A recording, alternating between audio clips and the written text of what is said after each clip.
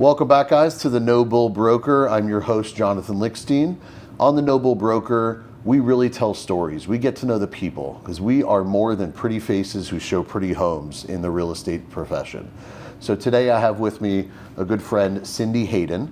Welcome, Cyndee. Thank you. Thank you for having me. I really appreciate you being here, especially during this very important time that's going on for you, and we'll talk a little bit more about that. But let's start with getting to know you. Who is Cyndee Haydon, and what is your story? How did you get into this wild industry that we call real estate and the realtor organization that we volunteer with? Yeah, well, that's kind of two stories, but the first is my first career was with IBM, and I ended up working for them in college, moving around, finally getting to Tampa, back to Florida, and they said, your next job's in Dallas. My husband and I both worked for them, and we were able to get a buyout so that we had health insurance, and we were like, yeah, no, we live in a great place, we're here. So we kind of burned the bridges, burned the boats, it's all in, and we built a business in real estate, and actually got in as the market's crashing. So kind of the definition of an optimist. 2005, let's get into real estate. It's like, and looking back, you go like, wow. But it's just actually a perfect metaphor that there's always opportunities no matter what the market's doing, no matter what's happening. It's just finding out, how do you pivot, where do you where is it, and then just take advantage of it. So completely agree. I started in '06. Okay. So we came in during times that it was the start of the crash, right? Right. And the sky was falling and so many people were leaving the industry, but we both made that decision to get in and still found ways, and I believe I would call both of us very successful. Right. So I think we did all right. Right. So why did you and your husband decide on real estate when you opted not to go to Texas? So we had a technology background. I have a computer science business background, and my husband was a developer. And so again, we said, well, what could we do that uses the skills we have, but still is something we would enjoy? And honestly, we were paid pretty well. So we were like, and make a good living if we do a good job. So one of those things. And I think the other piece that I didn't really realize till later, but my family moved every 2 years growing up.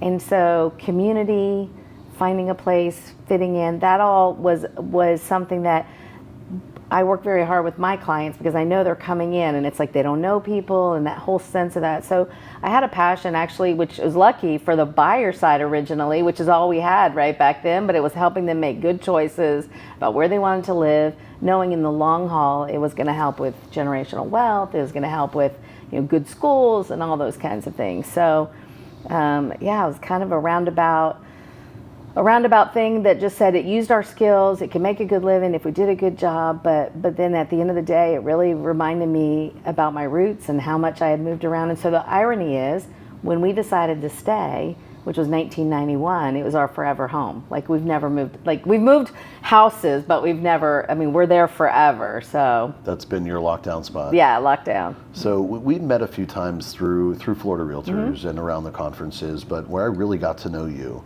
was our first meeting. We sat on the NAR Sustainability Advisory Group. We happened to get at the same table, and as the conversation was going around, you really captivated my attention with some of the commentary you had made in that meeting. And I said, this is a smart lady. I need to talk to her a little bit more. And it's just continued on from there. So I thank you for your involvement and how high and how much responsibility you have taken on. That it's a tremendous impact, and thank you. Well, it was a pleasure. And you actually, I think, asked a minute ago, and I got off topic, but what brought me to the association was Biggert Waters. So what happened is, I first started with RE Bar Camp because Florida Realtors started it, and one of my friends, Debbie Kirkland, was the head of it, and she's like, hey, can you guys help me? None of us were involved in the association, but we're like, a friend asked to help, yeah, we're there, We're family, we jumped in. Exactly, we jumped in. We're like, we got this. And so we had been in a tech mastermind with each other across the state with Janie Coffey and Chris Griffith. So anyway, Biggert Waters happens in 2012, and we live at the oldest homes for flood insurance. So we had grandfathered rates, low rates based on history, but 54,000 of those alone in the Pinellas County area. And Biggert Waters happened, and Congress passed legislation that said we're going to go back 6 months, and anybody that's bought a house 6 months or going forward is going to pay the full rate. And so what happened is it went from clients that had $1,400 of flood insurance, is they told them it's $14,000, no escrow, write a check, no deductibles. And I had a veteran look across, like come to me that I had helped, and he's like, I just basically got foreclosed on. And I felt awful. I mean, it was, but again, that's why I'm so proactive about educating people about insurance, about our issues, because I don't ever want to see that again. I don't ever want to be in the seat where someone's like, I did everything right, and that happened. So, going forward, Debbie was the one who really said to me, if you want to make a difference, then volunteer. Like, you can't sit over here and be like, what the heck? And so that really started the journey of saying, seeing what Florida Realtors can do, seeing what as an industry we can do together, and so that was when I volunteered, and I am with Pinellas Realtor Organization, and they're very forward thinking and weren't afraid of a kind of newer realtor, but coming to with some business background and experiences, gave me an opportunity to get on the board and move up and do some things there. So that was really, it came through advocacy, right? And like wanting to make a difference. It's so funny you brought that up. So one of the things I love most about these volunteer organizations are, number one, we all have an aligned initiative. We all have an aligned effort to further the realtor benefits and the realtor brand, but also advocating for homeowners. There is no association of homeowners in the United States. Right. And that advocacy arm is so vital to the public, whether they know it or not. And you brought up insurance. I mean, insurance is a massive item, especially in Florida. Yeah. Flood insurance, homeowners insurance, people being priced out of their own homes just to maintain a policy, whether they use it or not, ever. Right. So speaking of that, what would you say are the 3 largest issues affecting our profession at the current moment? And feel free to include insurance to kind of serve that one up. Sure. Well, I mean, I think insurance, but I think that again, the reality is that I learned at NAR is FEMA has never accounted for rain and precipitation. So when people are wondering, like, why does this keep happening? We have 5 million homes in the U.S. that have mandatory flood, coastal communities, et cetera. But there's 10 million more that should be. So when you look at places like, Houston and Harvey and Orlando, we saw in Ian, and we've seen Fort Lauderdale with all of a sudden the airport goes under. So, some of these things really, I think we're going to have to expand some coverage areas of who really, I think people have a false sense of security in some cases for the flood aspect. I think in the homeowners, we had a fraud issue for so long that exacerbated, kind of the rates, but the reality is we have older housing stock. It's going to take a while. We're seeing competition, and really we need competition to help stabilize and level it. So I think definitely insurance is in there, but I think we're on the path of, I think the other piece of it, we're on the path, but it's never going to be cheap again. Look around the country. We're hearing North Carolina, California, Arizona. So I think that one of the things just got in Congress was somebody's bringing forward a bill to say, do we need a national reinsurance fund? Because that's a direct pass-through. About 40% of the expense that you pay is in reinsurance. So when people say, I'm going to invest if something happens to be the backstop of the insurance company, that amount comes straight to our policy renewal amount. So that is an area that they could help. And so again, whether we do it nationally or even at the state level, there's some opportunity to have an impact on that piece. As far as, we've had a weird year. Like in our area, we've had 3 times storms that caused flooding.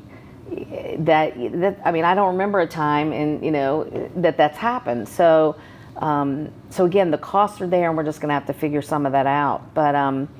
But we're on the right path, and again, I think we've gotten people's attention. I think for a long time, people didn't see that as the third leg of the stool, right? You've got property taxes, you got your mortgage. In Florida, we have those pretty solid because you cap and your rate's mostly fixed. But this wide-eyed variable has been insurance, or it's getting 50%, 100%. And actually, the thing that really opened my eyes talking to our commercial friends is how it impacts the ability on commercial loans and what they've got to do to stay viable. Because we have a 30-year mortgage and the escrow changes, but the banks are saying to them, oh, insurance change, you got to bring this much money like to the bank. And again, they can't pass it to rent. They've got contracts. So it's one of those issues that we'll have to keep working on for sure. I think as an industry, the lawsuits are going to be something that we're going to have to navigate and figure out what gets maybe edicted to us, and then also, what things come out of it. I was telling somebody the other day, I think part of the silver lining of the lawsuits is that I think as realtors, we're really good at telling consumers what we do and how we do it, but I think it's obvious we haven't done a good job of telling them why we do it. Right? Like I was saying, sellers now can offer zero compensation. The reality is the reason we cooperate is it's the best outcome for the sellers when we can have more people see the property, more people bid on it, and give them the best offers, right?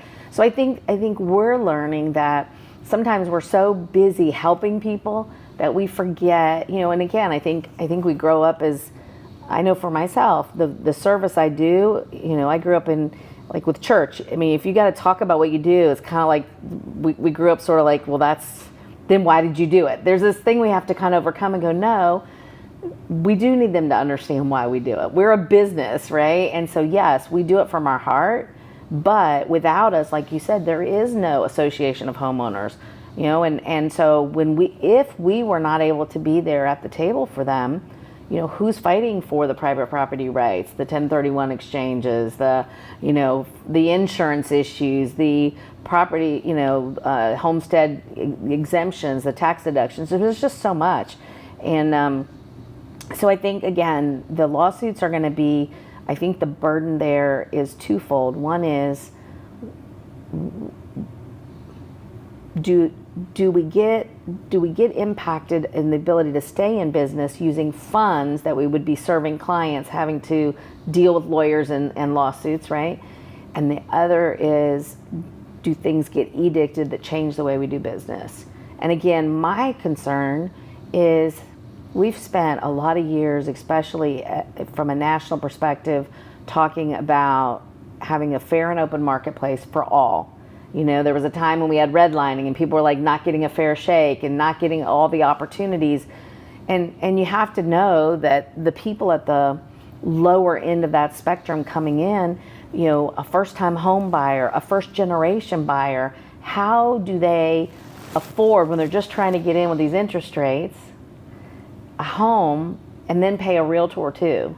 And so they're probably the people that need it the most. They don't necessarily know the questions to ask. They don't know what to look for. I mean, when you and I are helping them, we are, helping them understand that the home you buy today and whatever strengths and liabilities are going to be what comes back to haunt you later, on a busy street, you got some power line in the back of it, and again, it doesn't necessarily mean it's not the right house, but you should have an honest conversation of what's the right price for that house, Completely agree.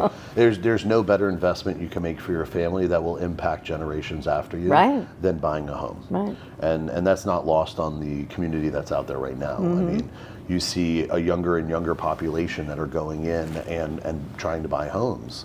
And it's a very uneducated marketplace that really leaves them open to susceptibility. When you've got FHA buyers, VA buyers who are just either zero down or low money down, barely getting across the finish line to close on that home and create opportunity for their family, that leaving them unrepresented, takes their opportunity for fraud, for being taken advantage of, and just skyrockets. Yeah. I mean, talk about a one-sided deal, they have nobody in their corner. Yeah, and I think the third issue, if we were talking issues, is, one of the things about the MLS, I've been able to serve on our board for 6 years and been in various committees for about 8 years, but I think most people don't understand that it really does create a fair and open marketplace.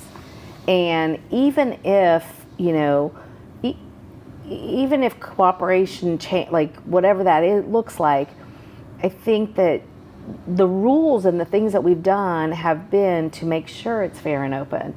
that again, there was a time, and it's easy to do, that a large brokerage could say, well, we're just going to keep everything in-house. One, is that the best for the seller? But two, is it the best for the consumer? And so it's like, I think there's something very, you were talking about inclusivity, but I think it also comes in including everybody in the marketplace. It's not just like in the volunteer world or what we do, but it's like making sure everyone has a chance to buy the home of their dreams, right? And it was like, wow, that never came up. Wow, I never got to see it, Well, and, on the one hand,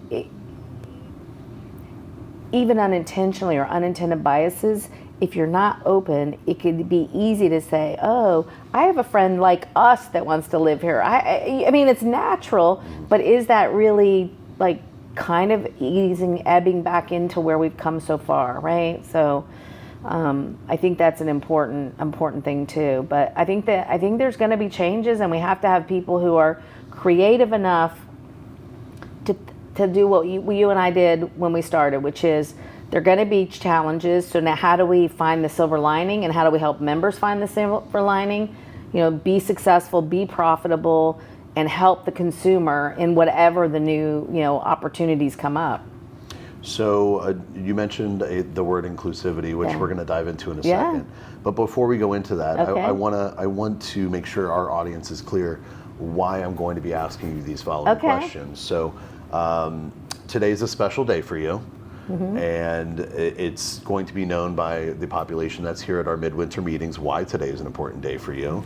But why don't you tell our audience, what is so big for you that's happening in 2024 that you are doing to give back to our industry? Well, thank you. I am running to be a candidate for the Florida Realtors Secretary in 2025. And so, I think in the course of business, we go from survival to success to stability and ultimately to significance. And then that's that point where you go, okay, this has been good to me, people have been good to me, how do I give back and make sure this industry is good for other people? And my parents had us volunteer for a very young age, but my mom would always say, to whom much is given, much is expected. And this has been, I've been blessed by good people helping me, as well as a business that has served our family well. And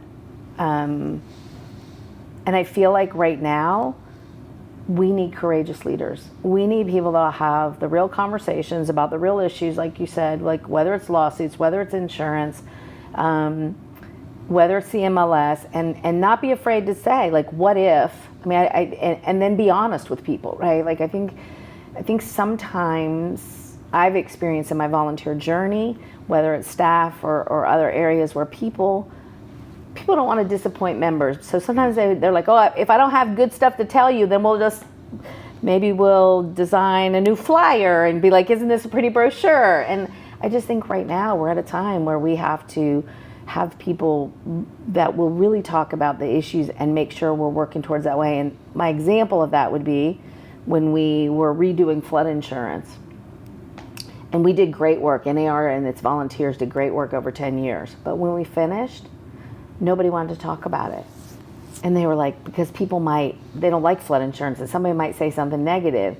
And I asked the question, I'm like, so do we want to be reactive to what the media says and then be on the defense, or do we want to tell our story? And I just knew we'd done such great work that I was super passionate about it, and with the staff, like, made a presentation and went out for 2 years educating our members. And what happened was, when the members understood that the old system was not the right solution, nobody had given them the under the covers, and now that they see the covers, they're like, oh, we didn't lose a house, we didn't lose a deal. Like, it was a good story to tell, but I think that we have to be conscious that and also give a space for people to voice their frustration or concern in a respectful way, but then say, okay, now how do we make it better? Because just voicing it with no solutions is like, okay, get in and help us. Just like my friend Debbie said, all right, join us. How do we make it better? It's one thing to identify it, but then how do you take that next step? And so, again, I feel like what we did through insurance with the flood insurance, and I still, continue to ask questions and discover stuff, is what we're going to have to do with I mean, these are complex things. I mean, if it was easy, it wouldn't even, we've got bright minds, it'd all be done. But I think that's going to be our challenge, is have a culture and a space safe enough to ask what if, and like, let staff know, like, we can't just talk about what is a guaranteed win. We learned that in advocacy, right? It might take years of educating, moving people along, educating, but you don't not try because you can't get it done on the first try. If it's the right thing to be doing, is what I believe. Yeah, I completely agree. Courageous leadership, I like that. Last year, the individual who was selected to be the Florida Realtors Secretary, Jeffrey, he was very strong on the MLS side of things. And similar, he spoke about having difficult conversations. And when you're put into a leadership position, people are looking for guidance from you. They're looking for what's important. They're looking for focus and transparency on what the issues are, what you're doing about it, whether it's a good conversation or a bad conversation. And I operate the same way. So being able to have those difficult conversations and bring those to the table so we can make progress and effectuate change is a big deal. So I can certainly appreciate the courageous leadership that you're running on. But going along with that, transparency, right? Not hiding a difficult circumstance from the membership and from the public subsequently. And being able to have those difficult conversations. Transparency has been a major talking point when it comes to local, state, and national association involvement and affairs. How can you foster transparency, or if you are elected, how would you contribute to transparency within our operations at the state level for our membership? So tell me in a little, because I have something in my mind, but transparency, and I can think about it in the advocacy space, in some of those spaces, but is there anything in particular that you're thinking in the state, like specifically? It's mostly communication. Right. A lot of times, regardless of how engaged or involved you are within an organization, be it real estate or somewhere else, having the messaging trickle down from the executive leadership into the committees and the board of directors and into general membership, that message gets lost and changed like a game of telephone. Right. And sometimes the we phone's talked about never, that this morning. Right? The phone's never answered sometimes, so people don't get that message. So how can you cultivate or foster more transparency as far as what's going on, what's important, what are these people working on day in and day out to actually effectuate change? Rather than just, we're here, we're working hard for you. Yeah, doing what? Yeah. How can we communicate that to our membership, or how can you assist with that? One of the things I've noticed is when, again, one is understanding whatever the topic is, and then I keep learning and growing too, but communicating it simply to somebody else, especially complex things, and then helping them understand what to do with that information. Because so much of what we've even seen in COVID is almost lighting people up from a fear perspective, right? And so the question is, how do you, like an example was for Women's Council, taking an advocacy topic and then not just telling them what it was, which was the reality of it, but helping them understand what were the business what to do with that information. So an example would be Citizens has just said that, if you're a second home, your insurance rate's going to go up 50% or not. Well, as a realtor, when we're talking, it's like, okay, don't shy away from that. Help your client understand whether they have to sell or don't sell is not, you didn't cause it, but they're going to make a decision for their family. Help guide them through it. Here's the option. So the answer is, we get some of this news that is not great. It's not great to have it go up 50%, but it's like, okay, now what do you do with it? Be the guide by their side, right? Use it proactively, and then what can you do next? And I think sometimes when we're even talking like about lawsuits, like would be an example, it is one, what are the issues, so like where are we, but then talk about, okay, what can we do positively? What can we do with that energy, not just the sky is falling, the sky is falling. And I think that inside our organization as Florida Realtors, I think we have a great team, great staff, and I think like an example of something that is good is I'm seeing before the think tank, like things about our value, things about what we do, and I think maybe some of it in short form if people will consume it. But I also think, like you said, it's realtors, just like humans, we're smart. And so if somebody's kind of patting you on the head, or if somebody's not really shooting straight. So I think if people can sense that you're talking straight, but you're not, even if you can't give them what they want, it's like here, like I went to talk insurance in Key West, and people were like, no one makes it out of there alive, because, and so it's like, but it's still, and I told the truth, and, and they could handle the truth. I think that's the other piece, is we as an organization have to respect that people can handle, it's not just all rainbows and unicorns. Like, it's not, it's like we have to have, because we're building for that teamwork in that real conversation, right? If you're like, hey, okay, well, how do we? But it's first, but if it's like such a glass house that you're like, oh, I can't even have an input, which is that transparency too of a two-way street. Oh, if I'm going to tell you something that isn't exactly what you want to hear, you're going to shut down. It's like, well, how does that work? So I think it's two ways. I think it's one, respecting the other person, whether it's our organization or our members, and then also making sure that we can handle what comes back and realize it's iterative, Yeah, agreed. So it's identifying the issues that are impacting these individual marketplaces and the members directly, and giving them solutions. Yes. Not just talking about the problem. Yes, insurance costs are going up, they're skyrocketing. That's the issue. Let's talk about the issue. Let's talk about the issue. No. What can you do to be proactive and pass this message, not only demonstrating what our volunteers and our advocacy arm are doing for the public, but what can you as an individual agent do in your conversations, or how can you address this with your consumers, giving them solution-based information. And I think we build a lot of credibility when we're talking on that other side. What do realtors do? When you can have that conversation, to some of my experiences, they look at you a little differently. You're not just opening a door, you now become their advisor of like, hey, what's going on with this? Hey, Yeah, we're not just pretty faces selling pretty houses. No. And, and I'm also like, we're boots on the ground, so we're seeing stuff before Florida Realtors as the agents and the brokers in the field. And so one example was I kept seeing in the flood deck pages that this discount we'd always gotten was going to zero. And I'm like, well, how did that happen? Right? And it turns out that risk rating 2.0 changed all that. And so the point is, sometimes it's just our boots on the ground looking at, now like St. Pete Beach has a 5-year look back, which means they got to anything they do to their house for 5 years. Well, that's a big sacrifice on resiliency, like Cape Coral and Fort Myers found out in Ian. And so it's like those kind of things where we're seeing stuff and then bring it up to Florida Realtors, like, okay, let's look at what we can do across the state for some, we have, I don't even think of the number right now in Pinellas County, but it's, 20 different people legislatively, cities and stuff. Everybody has a different look back. So you sell a house in one and you go across it completely different, right? St. Pete has none, the next one has 5 years. So when the insurance company says, put a roof on, oh, the guy in the 5-year that had it renovated before you bought it, they're like, sorry, you just lost your house?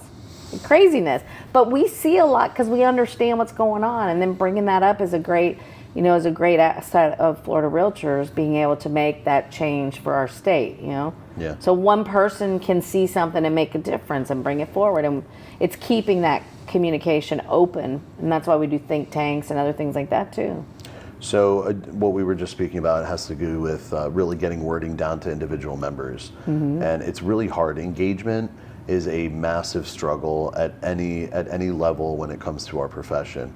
You're dealing with 238,000 independent contractors in Florida, that sell real estate in one way or another, whatever facet of the industry that they're in. But 238,000 licensees, that's a really tough message to get out to that many people. And even those that are engaged at some of these conferences, they do get some information, but some of it is just little snippets. Right. So a big word that gets passed around is inclusion. Making all members who are giving back feeling like they are included, like they're part of the conversation, they're part of the solution.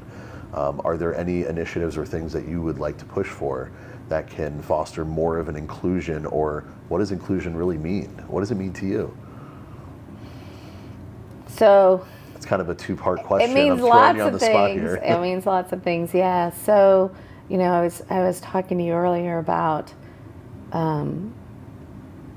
most people don't know this, but my parents came here from Guatemala to Miami to put themselves through college. I did not know your heritage was from Guatemala. Yeah.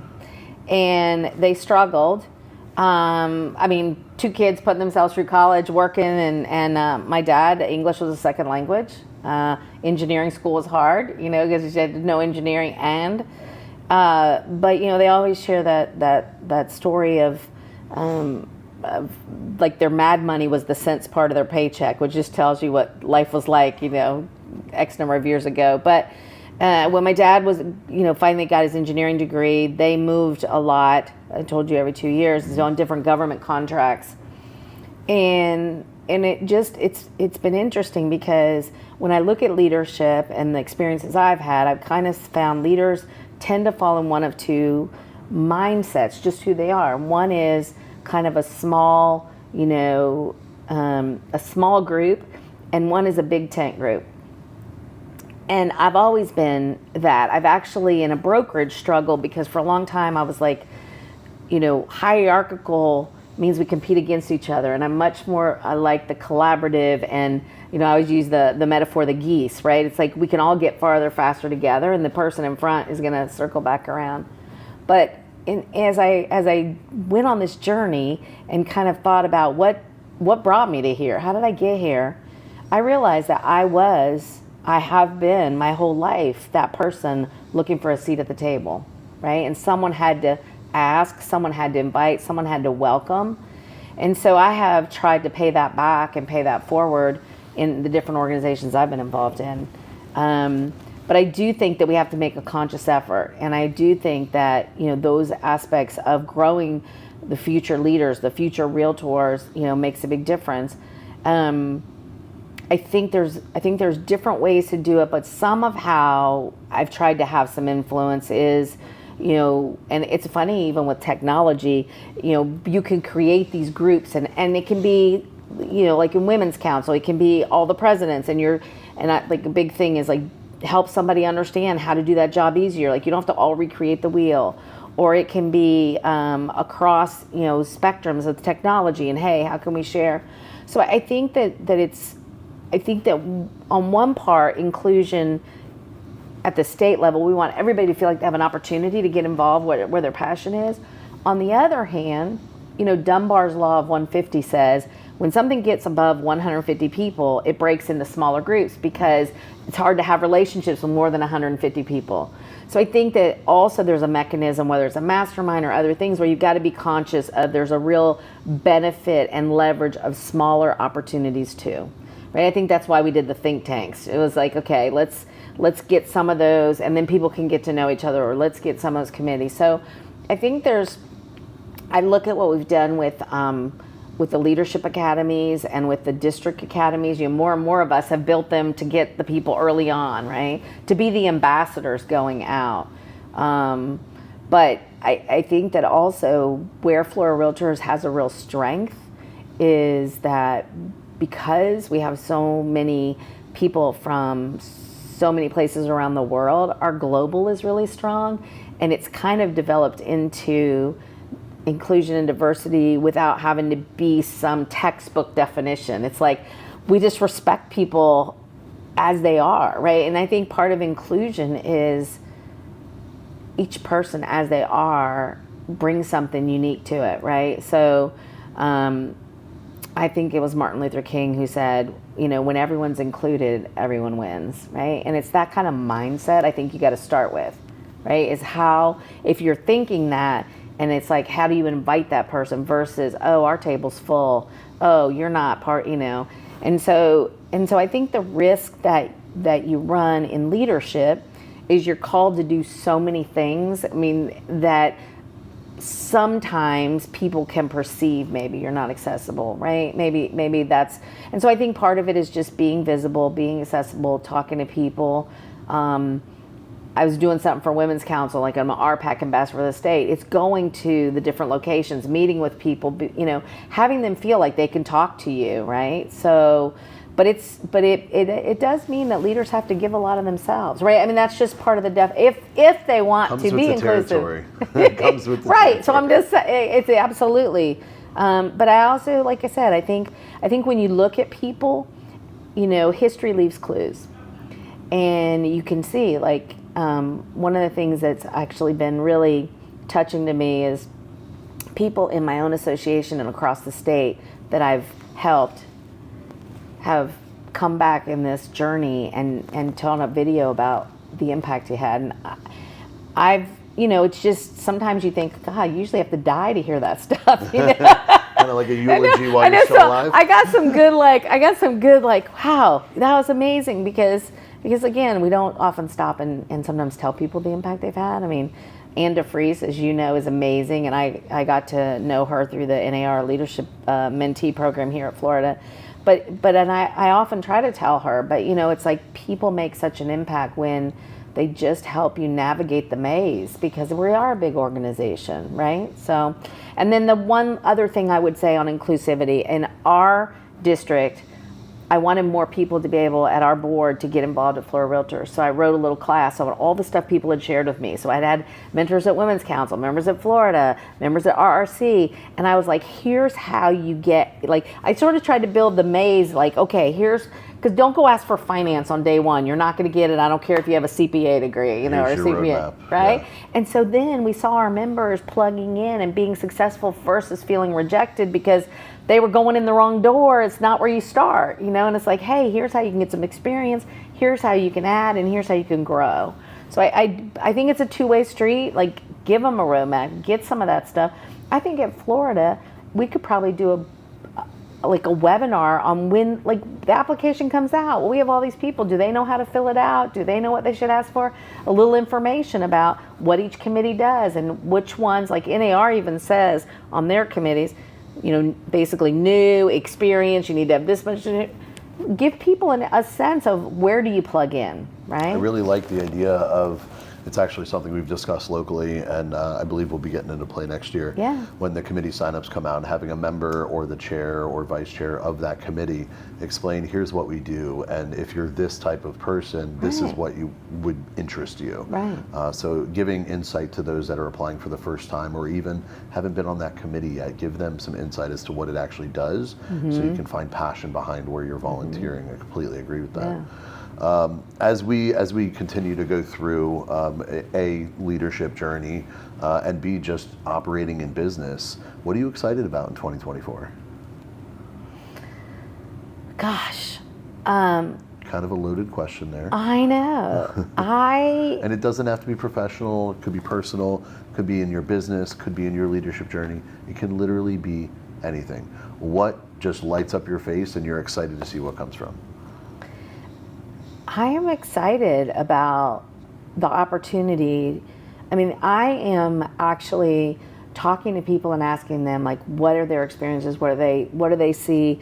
What, you know, so I'm excited to hear and learn more. And I've already just in those conversations, but also, you know, like in my personal business, it's highly repeat and referral. So I love meeting people because, again, those relationships help me meet people across the state, vice versa. But I'm excited because I feel like we can make a difference and keep people focused on what they need on their business, not, you know, battling that fear. There was an experiment done, just when you say I'm excited, I just have to tell you this. This guy did an experiment, and he said, took a control group and two other groups, and they went into a room, they were going to have to do a task. They did not tell them what it was. So the first control group, they just went in, they did it. It turns out it was karaoke on a song. So no prep, go in, sing. They didn't have all the lessons y'all had to give the rock band, you know? So the next group walked in and said, I'm anxious, and then had to do the karaoke. And the third group walked in and said, I'm excited, and had to do the karaoke. And that group did like 30% better. The exact same song, nobody knew what they were doing. But, you know, so it's funny you say that because what am I excited about? I'm excited about being excited, because what that means is leaning into the opportunities and not fear, not, get outside the comfort zone, but know that's the mindset we can all bring. I actually had talked about making bracelets. I feel so powerful about what people are facing. There's so much fear out there, right? And Winston Churchill once said, he goes, fear is a reaction. Courage is a decision. And I just believe that if we can help people lean into courage, lean into possibilities, we're going to be fine. We're going to have a great outcome. It's when we sort of, my parents once, we went whitewater rafting and I'd never been. And my mom's a teacher, my dad's an engineer. They're a little frugal. So they didn't pay for a real guide. They went with somebody that had done it a few times. Take Randy from the raft house. Yeah. We are going down the first set of rapids of a level 3 and the first thing came, and if you know anything about rafting, you're supposed to lean into it. And I flinched back and popped out. And I'm like having to go navigate these rapids out of the boat, and I'm trying to keep my head from concussion. Luckily, I was a competitive swimmer growing up. And it was like one of those things that's a perfect analogy, because I didn't lean in that moment. A much worse thing happened, right? And it's just that memory of always finding that way to lean into it and not pull back, right? I think for me, over and over, during COVID, I had my best years, and other people were like pulled back, didn't know, they popped out of the raft. And I learned how to do Zoom, did listing appointments. I've made more money as a businesswoman since COVID. And so most people think, oh, COVID was terrible, but it's like, not all of COVID was terrible. I have to agree with that sentiment, actually. A lot of people suffered during COVID, but at the same time, it forced our hand as business professionals to adopt some of the technologies and things that were out there. So and grow. We as a company, we were operating through Zoom about 12 months before COVID kind of restricted everybody down. So when things changed, we were structured and ready to go virtual. I literally had my entire staff pick up, unplug your phone, take your laptop, go home, and we went right back to business 3 hours later. And we were prepped for it, and that's why our company experienced such a large boom. 100%. And it forced all the people that were restrictive to change. So sometimes in any situation, there is always opportunity. You just need to lean in and have the courage to do something about it, instead of the natural lean back and you fall out of the raft or you lose yourself, right? So I can appreciate that for sure. Well, let me just dovetail on that. We at Pro had done the same thing. We had converted everything to Zoom. The week before COVID, we were the first association in the country to be approved by NAR to teach virtually. Now, nobody knew COVID was coming, but we had a merger like you guys somewhere far, and we were like, how can we deliver education to them and not have them have to come to one central site? So it was in the works for the people from Central Pasco, but this all happened, and I was president at the time. And it's interesting because you've been around a lot. We've helped a lot of people through hurricanes, and we've collected soap, and we've done whatever. And I turned to my CEO and I said, hey, we have this technology and we have the ability to offer this. Let's offer it to other associations and let them keep people focused on better skills in the game, doing something productive, and the associations delivering value. And I reached out to presidents I knew, because again, we didn't want anybody with all of sometimes the merger and what are you trying to do, and just say, hey, this is an offer, like if you want it, let's just sit down. We didn't make any money on it. We ran all of it. 14 associations took us up on it. Wow. And we said, we want to make you the hero to your people, and we want your members to benefit. And nobody knows that because we never took credit. We never told the story. We're like, it was about making them successful. And providing value. Right. And so I think in the future we need people to think like that. It was the collaboration and the relationships we built and the trust we built by doing the right thing for people, not to put the focus on us, not to say, we could have gone to Sarasota and Tampa and tried to steal people because we're like, look what we've got and nobody else can get. And you couldn't buy equipment. And we gave it all away for the betterment of realtors and associations in the state. And I think I want to be that kind of leader. It's not about credit. It's not about that. It's about doing what it takes together, and somebody else will be there for us, 100%. So it's inevitable that within this profession, within these volunteer leadership positions, within your day-to-day life as anyone, difficult conversations will come up, problems will present themselves. Don't do the natural thing and lean back and fall out of the raft. Lean in, address things head on, and success will come down that pathway. And that's no bull. Thank you for being with me, Cyndee. Thank you. I really Appreciate the appreciate it. opportunity. It was awesome. Good luck in your candidacy and your Thank campaign. you.